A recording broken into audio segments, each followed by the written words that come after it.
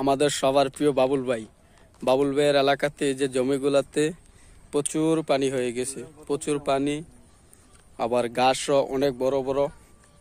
এখানে মহিষ পালার জন্য অনেক সুন্দর একটি জায়গা হয়েছিল। যাই হোক, অনেক ভালো লাগলো বাবুল ভাই।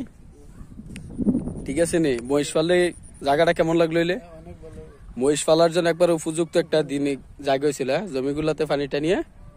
হ্যাঁ, কারণ মহিষ এসব পানির মধ্যে, এইসব পানির যে জালার মধ্যে আছে তারা গেলে আমরা মহিষ গেলাম কন্টিনিউ ফালতে আছে।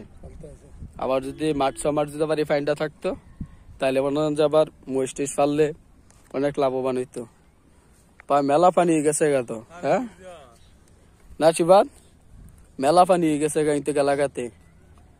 আর কত এই বেশি না, যদি আবার 5-7 ইঞ্চি আবার পানি বাড়লেই আবার রাস্তার উপরে পানি গেল কইলে কোনার বাড়ির তো রাস্তা তো ডুবেই লেগছে। আবার তো এই যে ওই খাটির পার আমরা কেন তো আটনে যায় না যে অবস্থা।